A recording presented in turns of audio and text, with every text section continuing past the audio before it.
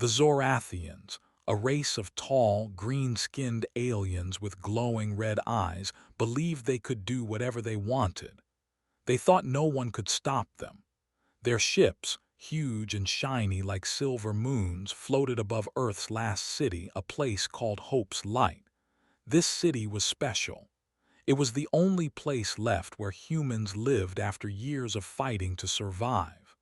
The Zorathians didn't care. They wanted Earth for themselves, for its water, its air, and its secrets buried deep in the ground. So in the dark of night, when the stars were hidden by clouds, they attacked. No one saw it coming. The Zorathians planned it that way. Their ships moved quietly like shadows sneaking through a forest. They didn't send a warning or ask for a meeting. Instead, they used their fire cannons, weapons that could turn stone to dust and metal to liquid. Bright orange beams shot down from the sky, slicing through homes, schools, and parks. The city of Hope's Light burned.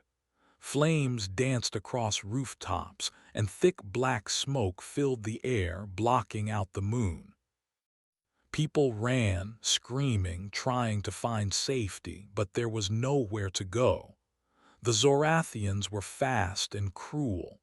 They didn't give anyone a chance to fight back. By morning, Hope's Light was gone. Where tall buildings once stood, there was only ash and rubble. The streets, once filled with laughter and music, were silent. The Zorathians thought they had won. They believed no one would care about a small human city on a broken planet. They thought the galaxy, filled with other alien races, would look the other way. After all, humans were weak, right?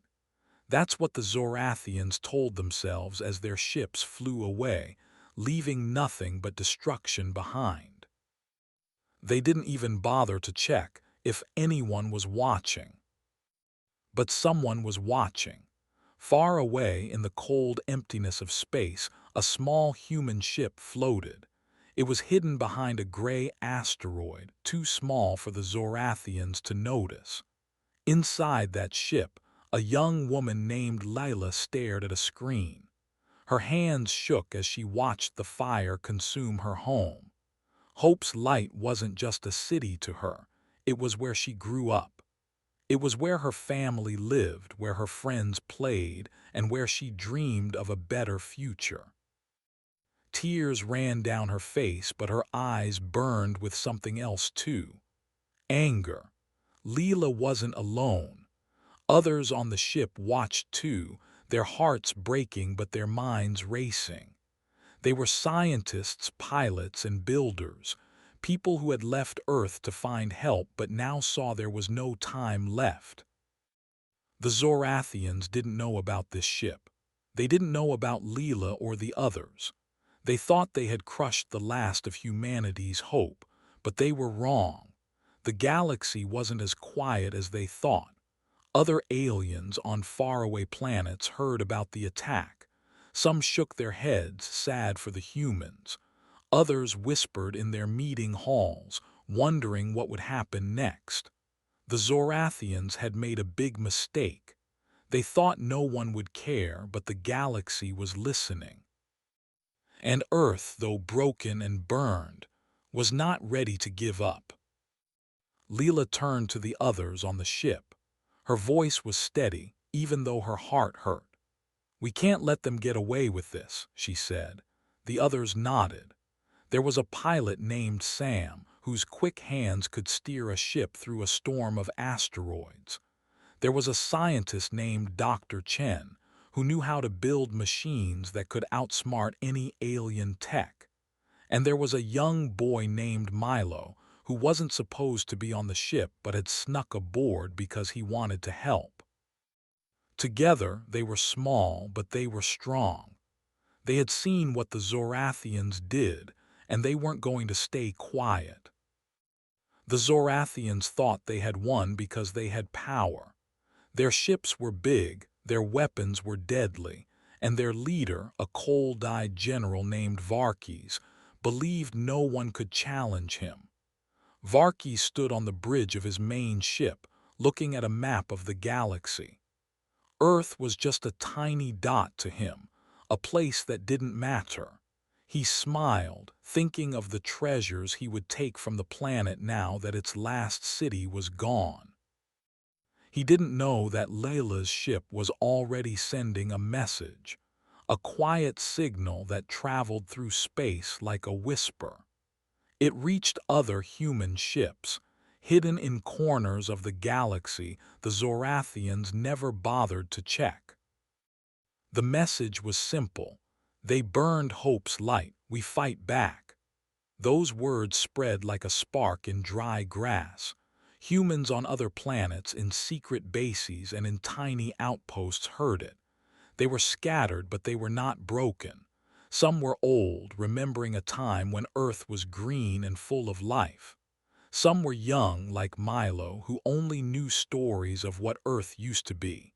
But all of them felt the same thing: anger, sadness, and a need to do something. The Zorathians thought they had ended humanity's story. Instead, they had started a new one. The attack on Hope's Light wasn't just about one city. It was about every human who had ever fought to survive. Years ago, Earth had been a bright, busy planet. People built cities that touched the clouds, flew ships to the stars, and dreamed of meeting other worlds. But then the Zorathians came. They wanted Earth's water and minerals, things they needed for their own planets. At first, they pretended to be friends. They made deals and smiled with their sharp teeth. But humans learned the truth too late. The Zorathians didn't share. They took. They drained rivers, dug up mountains, and left Earth weaker every year. Humans fought back, but the Zorathians were stronger. They had more ships, more soldiers, and weapons that could destroy whole towns in a single blast. Over time, humans lost more and more. Cities fell, forests burned, people hid in caves or fled to other planets. Hope's Light was the last place where humans could live together, where they could feel safe. It had strong walls, clean water, and gardens where children like Milo could play. The Zorathians knew this. That's why they chose to destroy it. They wanted to break humanity's spirit, to make sure no one would ever stand up to them again. But they didn't understand humans. They didn't know that destroying Hope's Light would make people fight harder. Leela, Sam, Dr. Chen, and Milo weren't the only ones who saw the attack. Other humans, scattered across the stars, had their own ways of watching. Some had tiny drones, no bigger than a bird, that recorded everything. Others had friends on alien planets who sent them news. The galaxy was big, but it wasn't as empty as the Zorathians thought. Word of the attack spread fast, not just to humans but to other aliens too. Some of these aliens didn't like the Zorathians.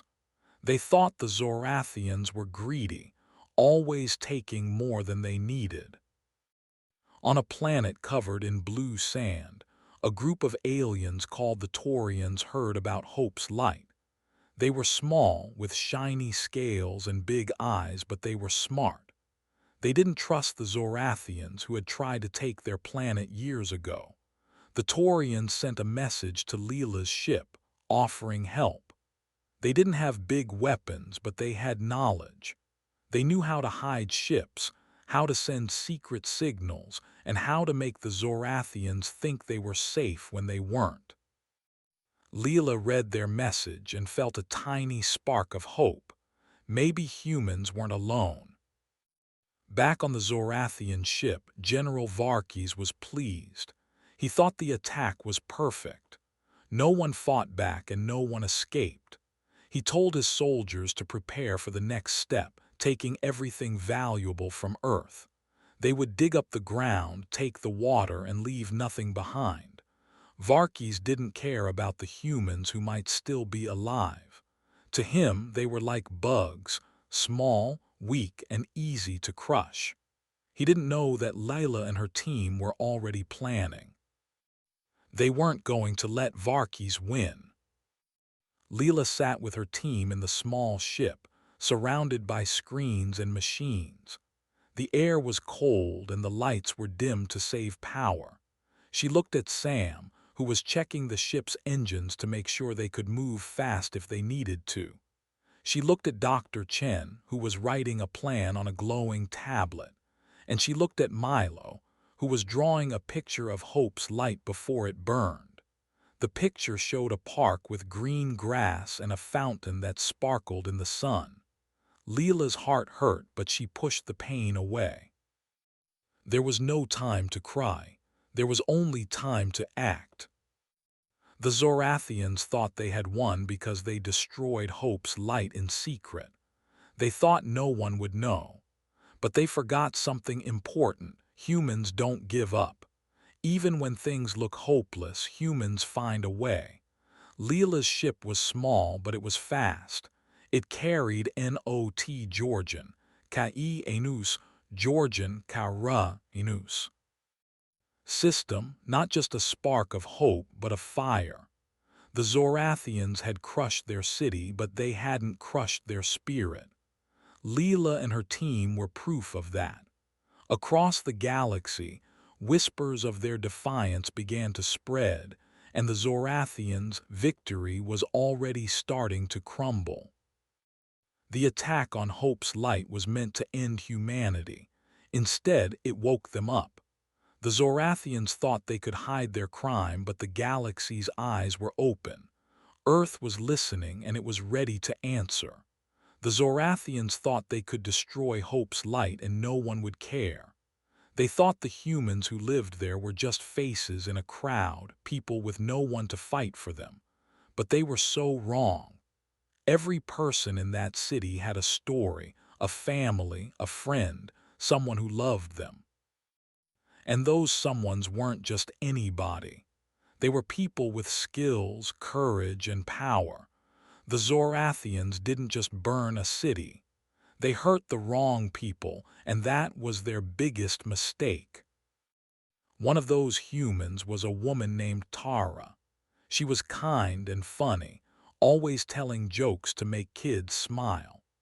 Tara was the sister of a brilliant scientist named Dr. Elena Voss. Elena wasn't in Hope's light when the attack happened. She was far away, working on a hidden space station where she built machines that could do amazing things. Elena could make a tiny robot that fixed broken ships or a computer that cracked secret codes. When she heard her sister's city was gone, her heart broke. But Elena didn't just cry. She started thinking. Her brain was like a puzzle solver, and she was already planning how to make the Zorathians pay. Tara wasn't just Elena's sister. She was also a teacher in Hope's light. She taught kids how to grow plants in the city's gardens and how to read stories about Earth's past. The kids loved her because she made learning fun. One of those kids was a boy named Milo who had snuck onto Layla's ship. Milo wasn't supposed to be there, but he loved Tara like she was his big sister. When he saw the city burn, he knew Tara was gone. His small hands curled into fists, and he promised himself he'd help fight back, even if he was just a kid. Another person in Hope's light was a man named Jackson. He was strong and brave, the kind of person who ran into danger to save others. Jackson was a firefighter who had kept the city safe from accidents and storms, but he was also loved by a fearless commander named Kalia Rex. Kalia was the leader of a small group of human pilots who flew fast ships in secret missions. She wasn't in Hope's light either. She was out in space, training her team to dodge enemy attacks. Jackson and Kalia were best friends, always laughing and planning adventures together. When Kalia heard that Jackson was gone, her face turned hard like stone. She didn't say much, but her pilots knew she was ready to fight. Kalia wasn't just any commander.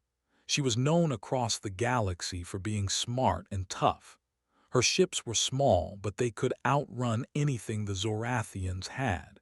She knew how to fly through asteroid fields without a scratch and how to hide from enemy scanners. Kalia loved Jackson because he was always there for her, cheering her on when she doubted herself. Losing him made her angry, but it also made her focused. She called her pilots together and said, "We're not just fighting for us. We're fighting for Jackson and everyone else they took." There was also a woman named Aisha in Hope's Light. She was quiet but clever, always fixing things like broken lights or water pumps. Aisha was loved by a hacker named Zane who lived on a distant planet called Varan. Zane was young, with messy hair and quick fingers that danced over keyboards. He could break into any computer system, even the Zorathians' fancy ones. Aisha wasn't his sister or his girlfriend. She was his mom. Zane grew up listening to her stories about Earth, about how humans never gave up. When he heard Hope's Light was gone, he knew his mom was gone too. Zane didn't cry. He opened his computer and started typing, his eyes glowing with determination. Zane wasn't alone. He worked with a group of hackers who called themselves the Shadow Net. They were young, like him, and they lived on different planets, hiding from the Zorathians. They shared secrets, like how to sneak into enemy systems or turn off their weapons. Zane told his friends about Aisha, and they all agreed to help. They didn't have ships or guns, but they had brains and computers. That was enough to make the Zorathians nervous. Zane's mom wasn't just a fixer in Hope's Light. She was the person who taught him to never back down, and now he was going to honor her. Another person lost was an old man named Mr. Leo. He wasn't strong or fast, but he was wise. He knew everything about Earth's history and told stories that made people feel proud to be human. Mr. Leo was loved by a builder named Rosa, who was his daughter. Rosa wasn't in Hope's Light either. She was on a rocky planet, building homes for humans who had escaped Earth. Rosa was tough, with calloused hands from working with tools all day. She could build a house in a week or a bridge in a month. When she heard her dad was gone, she stopped working. She sat down, staring at the stars, and made a promise. She would build something new, not a house, but a plan to stop the Zorathians. Rosa wasn't just any builder. She knew how to make things that lasted, like walls that couldn't be broken or machines that kept running no matter what. She had friends who built ships and weapons, and they trusted her to lead them. Rosa's dad, Mr. Leo, had always told her, "Humans are like stars. Even when one fades, the light keeps going." Rosa held onto those words. She wasn't going to let the Zorathians take away her dad's light. She started calling her friends, gathering tools and ideas. The Zorathians didn't know it, but Rosa was coming for them. There was also a young girl in Hope's Light named Priya. She was only 10, but she was brave. Priya loved to sing, and her voice could make anyone smile, even on the worst days. She was the daughter of a doctor named Dr. Malik, who was working on a space station when the attack happened. Dr. Malik was famous for saving lives, even when it seemed impossible. He could fix a broken leg or cure a strange alien sickness. Priya was his pride and joy, always singing while he worked.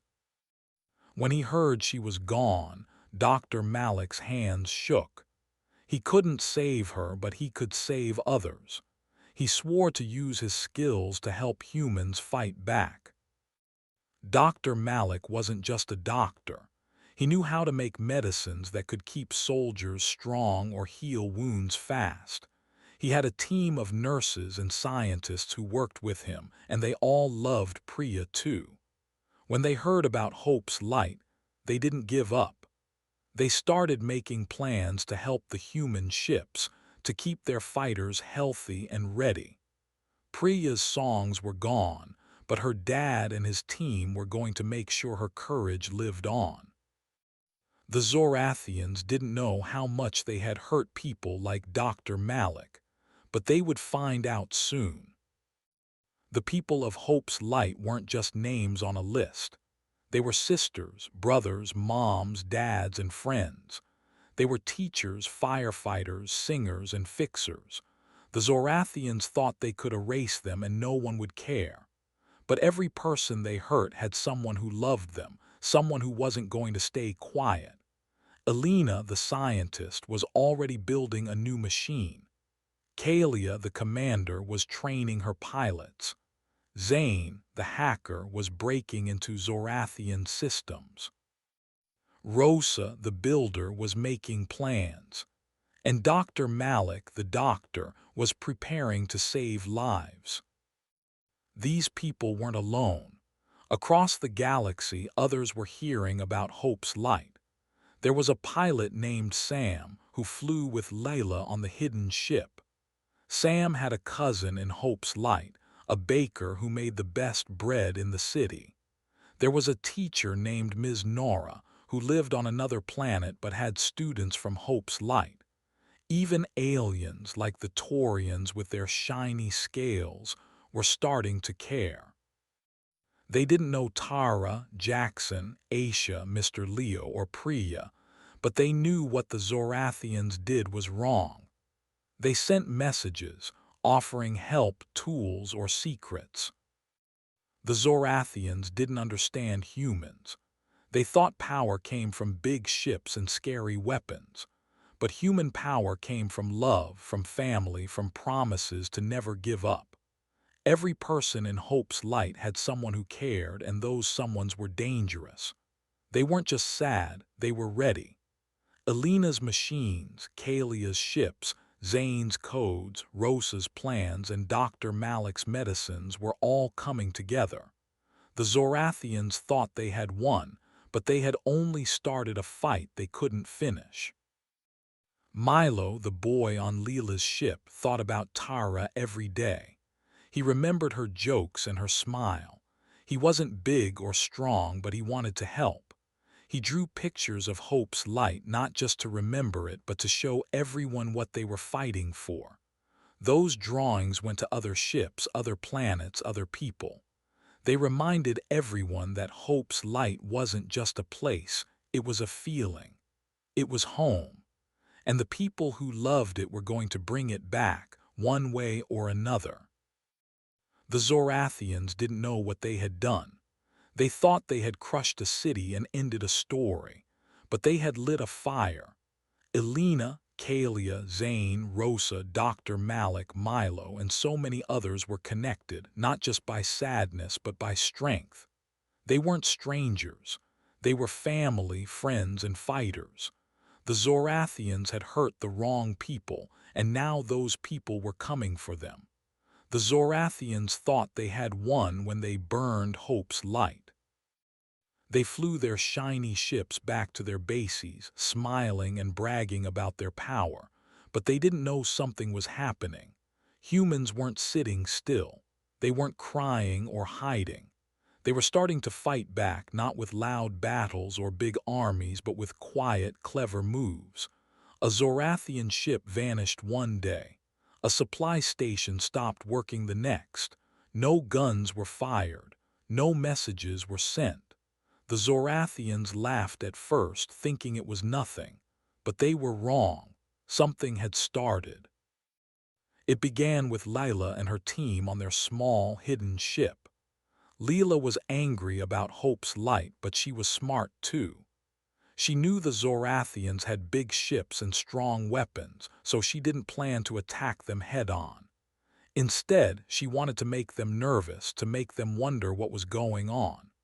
Her team had Sam, the pilot who could fly through any danger, Dr. Chen, the scientist who built clever machines, and Milo, the kid who was brave even though he was young. Together, they decided to start small, like a pebble rolling down a hill that turns into a big avalanche. Their first move was against a Zorathian scout ship. This ship was small for a Zorathian one, but it was fast, zipping around to spy on planets and report back to their leaders. Leela's team found it near a dusty asteroid field, far from any Zorathian base. Sam flew their ship close, hiding in the shadows of the rocks. Dr. Chen had built a special device, a tiny box that could send a signal to mess up the scout ship's engines. They called it the Zapper because it could zap machines and make them stop working. Milo helped by watching the screens, telling Sam when to move so the Zorathians wouldn't see them. When the moment was right, Dr. Chen pressed a button and the Zapper sent its signal. The scout ship's lights flickered. Its engines coughed and went quiet. It floated helpless like a toy with no batteries. The Zorathians inside tried to fix it, but they couldn't. Leela's team didn't attack or show themselves. They just slipped away, leaving the ship drifting. Later, another Zorathian ship found it, but by then, Leela's team was long gone. The Zorathians thought it was an accident, maybe a broken part. They didn't know humans were behind it. The next move was even bolder. The Zorathians had a supply station on a rocky moon, a place where they stored food, fuel, and parts for their ships. It wasn't a big station, but it was important. Without it, nearby Zorathian ships would run out of supplies. Leela's team got help from Zane, the hacker who lost his mom in Hope's Light. Zane was far away on the planet Varan, but he could work magic with his computer. He joined Leela's team through a secret video call, his face glowing in the dark as he typed fast. Zane found a way into the station's computer system. It wasn't easy. The Zorathians had locks and codes to keep hackers out, but Zane was clever. He pretended to be a Zorathian worker, sending fake messages that tricked the system into letting him in. Once inside, he didn't destroy anything. That would be too obvious. Instead, he changed small things. He turned off the power to the food freezers so the food would spoil. He mixed up the fuel pumps so ships would get the wrong kind. And he locked the doors so no one could get inside to fix it. The station shut down. Zorathian workers scratched their green heads, confused. They tried to turn the power back on, but nothing worked. They called for help, but their messages got scrambled, Zane's doing again. Ships that needed supplies had to fly far away to another station, wasting time and fuel. The Zorathians were annoyed, but they still didn't think humans were involved. They blamed their own machines, saying they were old or broken. They laughed it off, thinking it was no big deal. But Leela and Zane knew better. They were chipping away at the Zorathians' confidence. These small moves were just the start. Across the galaxy, other humans were joining in. Kalia, the fearless commander who lost her friend Jackson, was ready to act. She led a team of pilots in fast, sleek ships. They didn't attack Zorathian bases, but they played tricks. One night, Kalia's team flew near a Zorathian patrol, a group of ships guarding a trade route. Her pilots turned on bright lights and made loud noises, like a flock of birds startling a cat. The Zorathians chased them, firing their weapons, but Kalia's ships were too quick. They darted through a cloud of space dust and disappeared. The Zorathians were mad. They spent hours searching but found nothing. Meanwhile, Kalia's team had flown to a quiet spot, laughing as they planned their next move. They didn't hurt anyone, but they made the Zorathians look foolish. Stories about the chase spread to other aliens, who started whispering about how the mighty Zorathians couldn't catch a few human ships. It was a small win, but it felt big to Kalia. She thought of Jackson and flew even faster next time. Rosa, the builder who lost her dad, Mr. Leo, was helping too. She was on a rocky planet working with her friends who made ships and tools. Rosa had an idea: mess with the Zorathians' supplies in a different way. She knew they bought metal and parts from other planets to build their ships. Rosa's team made fake orders, pretending to be Zorathians. They asked for the wrong parts: tiny screws instead of big beams, or soft metal that would bend easily. The sellers, who didn't know better, sent the junk to Zorathian bases. When the Zorathians got these shipments, they were confused. Their builders couldn't use the tiny screws or weak metal. They had to wait for new parts, which slowed down their work. Rosa's team didn't stop there. They spread rumors to other sellers, saying the Zorathians didn't pay their bills. Soon, some planets stopped selling to them. The Zorathians didn't know humans were behind it. They argued with each other, blaming their own workers. Rosa smiled quietly, knowing her dad would be proud. Dr. Malik, the doctor who lost his daughter Priya, was also part of the plan.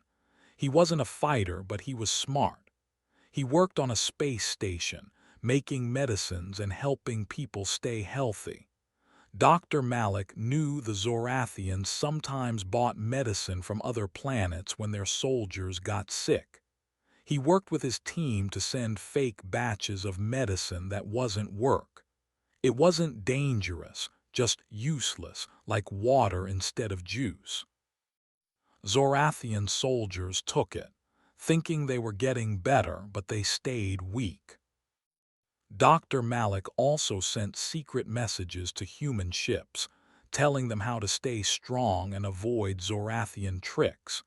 He wrote about poisons the Zorathians might use and how to clean water to make it safe.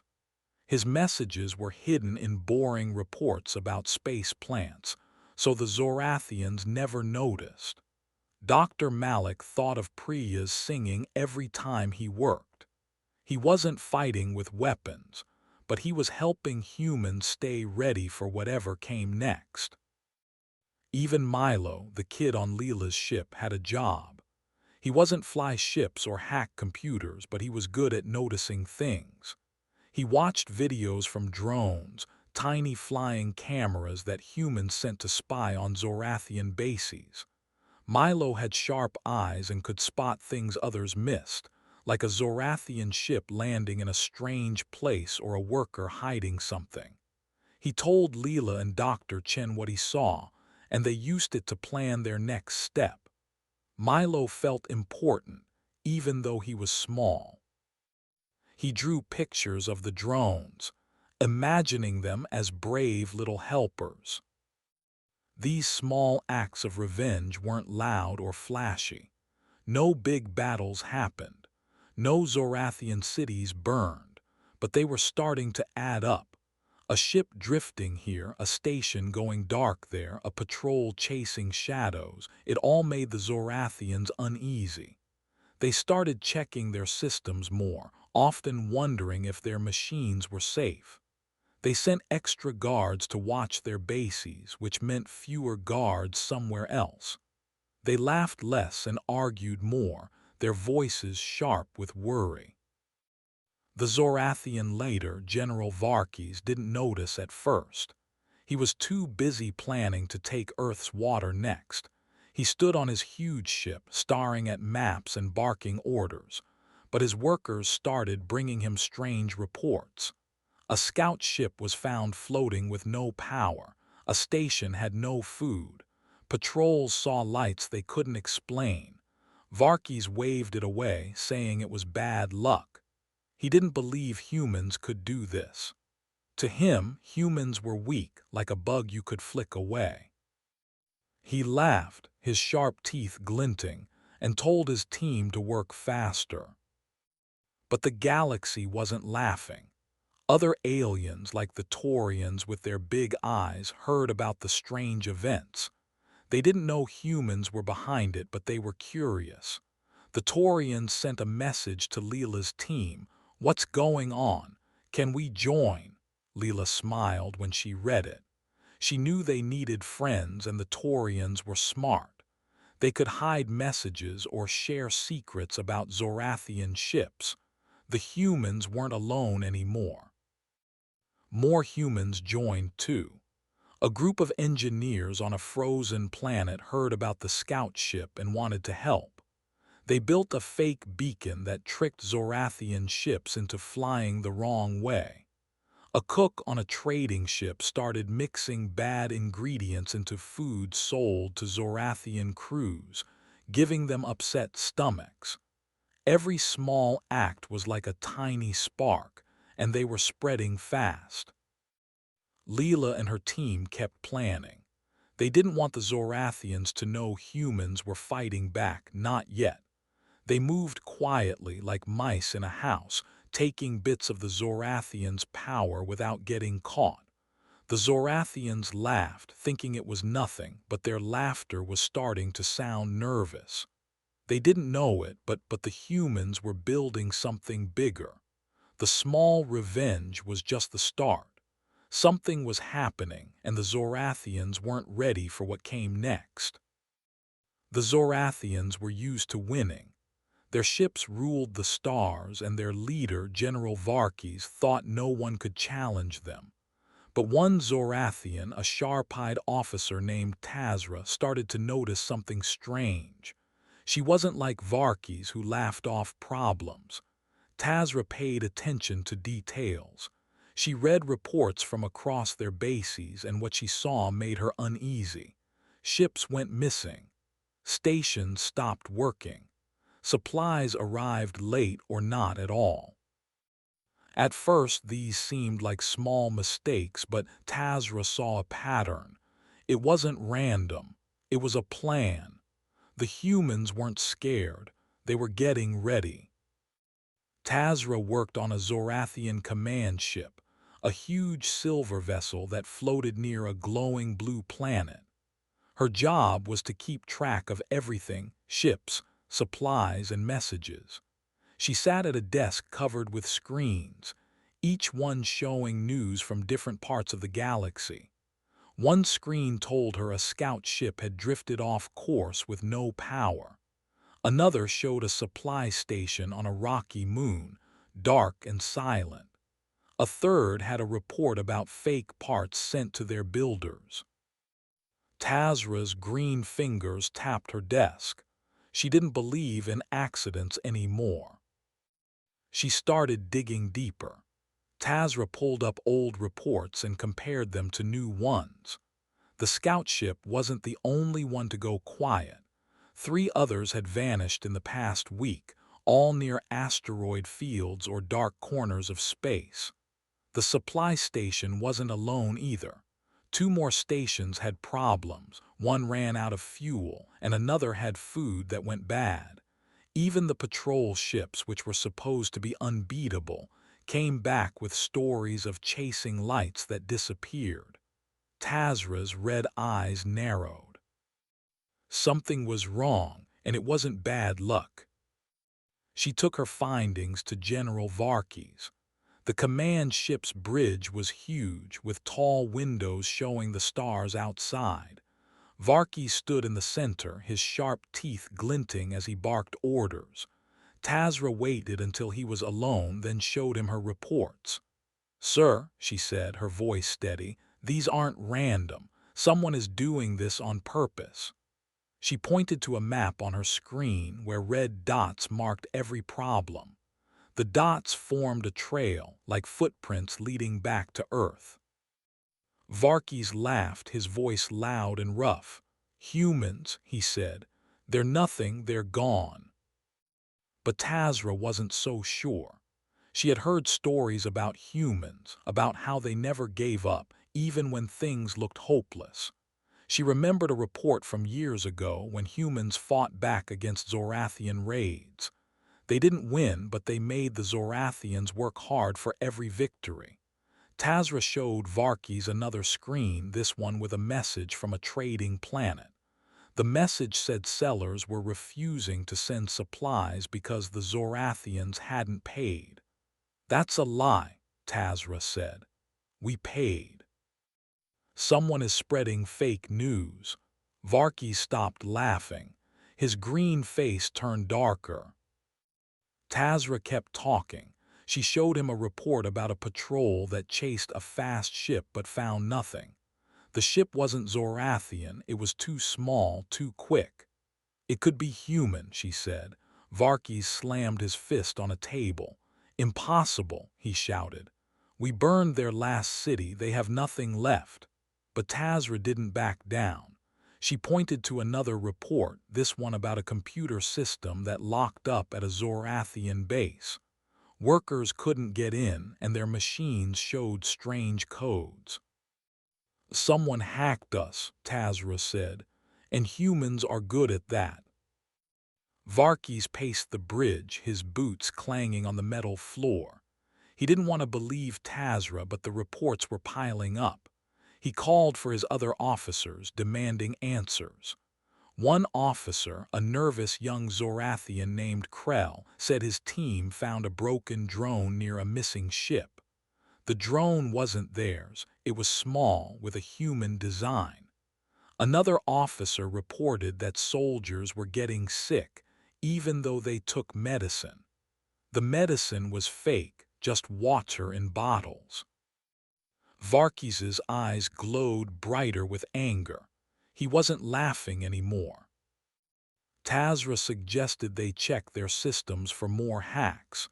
She called in their best computer experts who worked all night. They found tiny changes in their codes like footprints in sand. Someone had been inside their systems, moving things around. The experts couldn't trace where the hacker was, but Tazra had a guess. "It's the humans," she told Varkis. "They're not gone, they're fighting back." Varkis growled, his sharp teeth bared. He didn't want to admit it, but he was starting to worry. The news spread to other Zorathian bases. Workers whispered to each other, nervous about the strange events. A pilot on a distant station said he saw a shadow move across his ship's sensors, but when he checked, nothing was there. A guard at a fuel depot swore he heard voices, but no one was nearby. The Zorathians were strong, but they weren't used to feeling watched. Their bases were supposed to be safe, their ships unbeatable. Now they weren't so sure. Tazra kept working. She sent messages to every Zorathian outpost asking for more reports. The answers came fast. A water tank on one base had been drained with no sign of who did it. A communication tower stopped sending signals, forcing ships to fly blind. Even their food supplies were hit. Someone had mixed sand into their grain shipments. Tazra marked each event on her map. The red dots grew, forming a web across the galaxy. She showed it to Varkis again. "This is a plan," she said. "Someone is hitting us where we're weak." Varkis didn't want to listen, but he couldn't ignore the truth. He called a meeting with his top officers. The room was cold and quiet, with only the hum of the ship's engines breaking the silence. Tazra stood at the front, showing her map. "The humans are doing this," she said. "They're not attacking with big armies. They're being sneaky, breaking our machines, stealing our supplies, making us look weak." The officers murmured, some nodding, others shaking their heads. One officer, an old Zorathian named Gorv, said, "Humans are weak, they can't do this." But Tazra disagreed. "They're not weak," she said. "They're angry." The meeting didn't solve anything. Varkis shouted at his officers to fix the problems. He told them to double the guards, check every ship, and lock down their computers. But the more he shouted, the more nervous everyone became. The Zorathians were used to being in control. Now they felt like someone was playing a game with them, and they didn't know the rules. Tazra left the meeting and went back to her desk. She stared at her screens, looking for more clues. She found a new report. A Zorathian ship had landed on a planet to pick up supplies, but the supplies were gone. Instead, they found a message carved into a rock, "For Hope's Light." Tazra's heart beat faster. Hope's Light was the human city they destroyed. The message was proof humans were behind this. She ran to Varkes, showing him the report. "They're not hiding anymore," she said. "They want us to know it's them." Varkes stared at the words on the screen. His hands clenched into fists. For the first time, he looked scared. He had thought humans were finished, but now they were fighting back in ways he didn't understand. The Zorathians started changing how they worked. They sent more ships to patrol their borders, but that meant fewer ships to guard their bases. They checked every supply shipment, but that slowed down their work. They locked their computers tighter, but that made it harder for their own workers to do their jobs. Every move they made to feel safe gave the humans more chances to strike. Tazra saw it clearly. The humans were playing smart, not strong. They didn't need big weapons. They used tricks, like ghosts slipping through walls. Other aliens in the galaxy started noticing too. The Taurians, with their shiny scales, sent a message to Tazra's ship, pretending it was an accident. The message said they heard about the Zorathians' problems and offered to sell extra supplies at a high price. Tazra knew the Taurians didn't like the Zorathians. She wondered if they were helping the humans. Other aliens, like the blue-furred Vexians, stopped answering Zorathian calls. They didn't say why, but Tazra guessed they were watching to see who would win. Back on Leela's ship, the humans were busy. Leela, Sam, Dr. Chen, and Milo heard about the Zorathians' worry through Zane's hacks. Zane had broken into their messages and saw Tazra's reports. He told Leela, "They're getting nervous." "We're doing it." Leela smiled, but she didn't celebrate yet. She knew they had to keep going. Dr. Chen was building more zappers to stop Zorathian ships. Sam was planning new flight paths to stay hidden. Milo kept watching the drones, spotting new targets. They were small, but they were making the Zorathians feel weak. Tazra stayed up late, reading every report she could find. She found stories from Zorathian soldiers, saying they felt watched. One soldier swore he saw a human face on a screen before it went black. Another found a tiny human-made tool left behind at a broken station. Tazra collected these clues, building a picture in her mind. The humans were everywhere and nowhere, like shadows moving in the dark. She told Varkes they needed to act fast, but he didn't know how. He was used to fighting big battles, not chasing ghosts. The Zorathians' worry grew. Workers argued with each other, blaming mistakes on their friends. Pilots flew slower, afraid of traps. Leaders like Varkes shouted louder, but their voices sounded shaky. Tazra knew the truth. The humans weren't just fighting. They were planning something bigger. The missing ships, broken stations, and fake supplies were only the beginning. The humans were getting ready, and the Zorathians were starting to feel the weight of their mistake. Deep in a hidden corner of the galaxy, humans were gathering. They weren't on Earth itself. The Zorathians had left the planet too broken for that. Instead, they met in a secret base carved into a giant asteroid, a rocky hideout floating in a dark cloud of space dust. This place was called Haven Rock, and it was where the human leaders came together. There were no bright flags waving or news cameras flashing. No crowds cheered their names.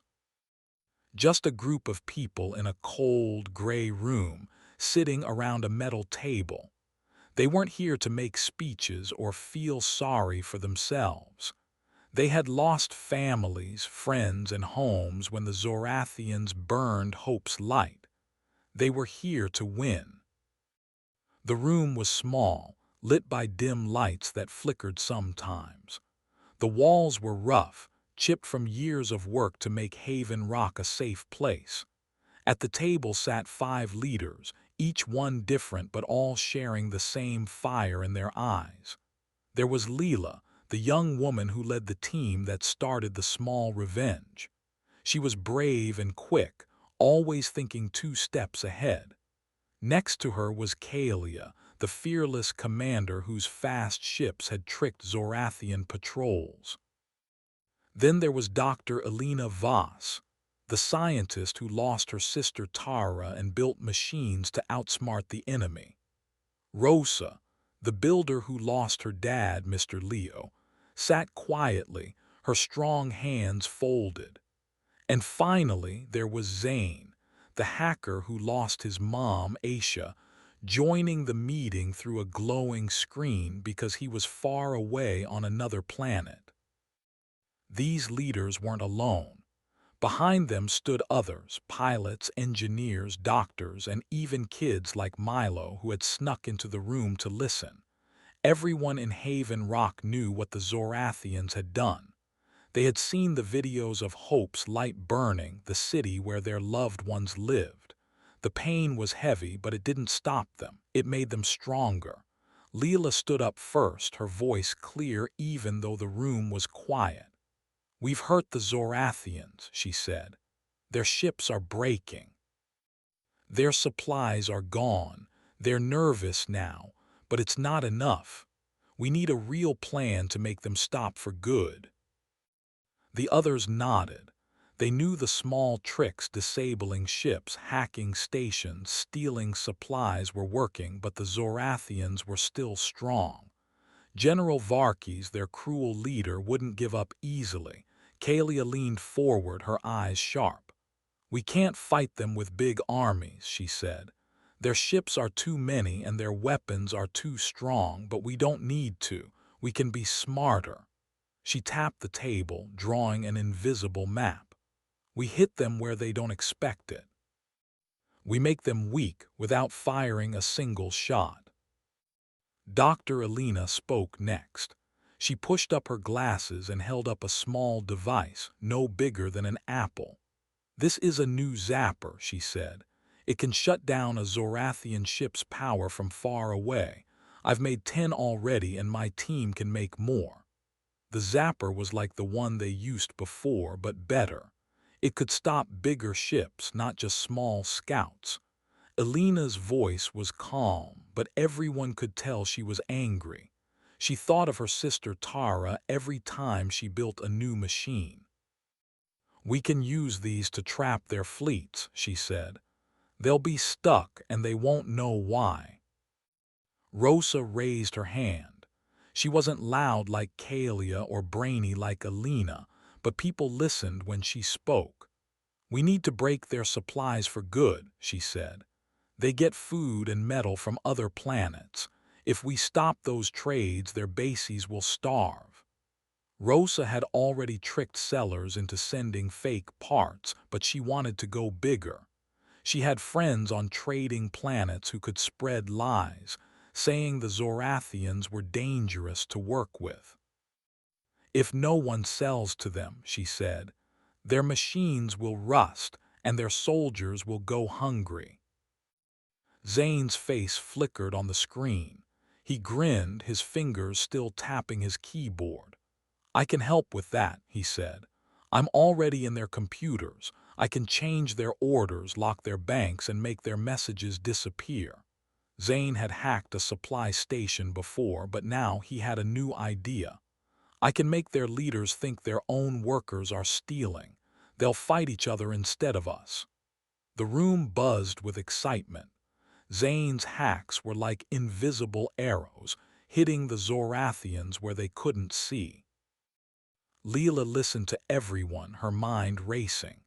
She wrote notes on a glowing tablet, drawing lines between each idea. "We're not just fighting," she said. "We're building a trap. We make them weak, confused, and alone. Then we show them they can't hurt us anymore." She looked at Milo, who was sitting in the corner, drawing pictures of Hope's light. "We're doing this for everyone we lost," she said. Milo nodded, his small face serious. He wasn't a leader, but he was part of the plan, too. The leaders started making a list. They called it the Shadow Plan because it was quiet and hidden, like a shadow moving across the stars. The first step was to use Alina, zappers, to stop more Zorathian ships. Kalia's pilots would fly near their fleets, dropping the zappers in places where they wouldn't be found. The ships would lose power, drifting in space, and the Zorathians would waste time trying to fix them. This would keep their soldiers busy and far from their bases. The second step was Rosa's idea: cut off their supplies. Her friends on trading planets would spread stories that the Zorathians didn't pay or cheated their sellers. Zane would hack into trade systems, making it look like the Zorathians owed money they couldn't pay. Soon, other aliens would stop sending food, fuel, or parts. The Zorathians would have to use what they had, and that wouldn't last long. The third step was Zane's hacks. He would go deeper into their computers, changing orders and sending fake messages. He could make a Zorathian base think it was getting supplies when nothing was coming. He could trick their ships into flying to empty places, wasting fuel. Best of all, he could make General Varkes think his own officers were against him. If the Zorathians didn't trust each other, they'd be easier to beat. The fourth step was new. Dr. Malik, the doctor who lost his daughter Priya, wasn't at the meeting, but he sent a message. He was working on a special medicine that could make Zorathian soldiers sleepy without hurting them. His team could sneak it into their water or food supplies. Sleepy soldiers couldn't fight or guard bases. It was a kind way to slow the enemy down, and it fit with the human plan: win without killing. The last step was about friends. Leela knew humans couldn't do this alone. The Taurians, those small aliens with shiny scales, had already offered help. They knew how to hide ships and send secret messages. Leela wanted to ask them for more, maybe tools or maps of Zorathian bases.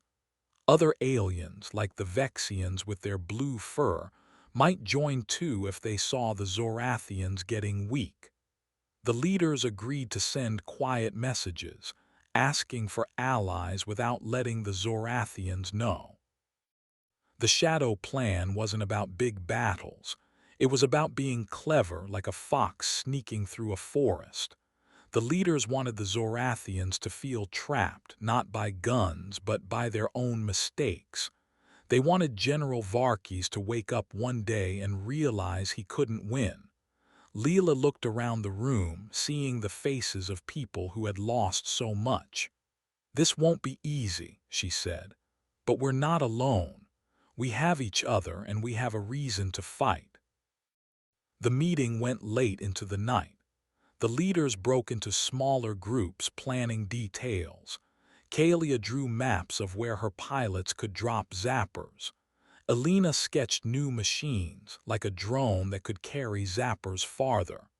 Rosa wrote messages to her friends on trading planets, asking them to spread lies about the Zorathians. Zane typed on his computer, testing new hacks to make sure they worked. Even Milo helped, running between groups to carry notes or bring water. He felt proud, like he was part of something big. Outside the room, Haven Rock was busy. Engineers fixed ships in a huge cave lit by bright lamps. Doctors like Dr. Malik's team made medicines in a clean lab. Kids played in a small room, drawing pictures of Earth to remind everyone what they were fighting for. The base was hidden, but it was alive with hope. The Zorathians thought humans were gone, but Haven Rock was proof they were wrong. Every person there, from the leaders to the kids, was part of the Shadow Plan. The leaders knew the plan was risky. If the Zorathians found Haven Rock, they could attack with their big ships. If Zane's hacks were traced, he could be caught. If the Taurians or other aliens betrayed them, the plan would fail. But they didn't let fear stop them. They thought of Hope's light, of Tara, Jackson, Aisha, Mr. Leo, Priya, and everyone else they lost. That pain gave them strength. They weren't just fighting for themselves. They were fighting for a future where no one could hurt them again. Before the meeting ended, Leela stood up again. She held up a small stone, one she had kept from Hope's light. It was smooth and gray, worn by years of wind and water. "This is all we have left of home," she said, "but it's enough. It reminds us who we are." She passed the stone around, letting everyone touch it. Kalia held it tightly, thinking of Jackson. Alina traced its edges, remembering Tara. Rosa smiled softly, seeing her dad's face. Zane, on the screen, wished he could hold it for his mom. Milo watched, knowing the stone was like his drawings, a piece of something bigger. The leaders made a promise that night. They would follow the Shadow Plan no matter what. They would work together, trust each other, and keep their secrets safe. They didn't need flags or cameras. They had their hearts and their minds, and that was stronger than any Zorathian ship. The meeting ended, but the work didn't. Everyone left the room with a job to do, ready to make the plan real. Haven Rock stayed quiet, hidden in the stars. The Zorathians didn't know it existed. They didn't know about the leaders, the zappers, the hacks, or the allies. They thought humans were weak, but the Shadow Plan was growing like a seed under the ground. Soon it would break through, and the Zorathians would see what humans could do. The leaders weren't here to talk. They were here to win, and they were ready to start.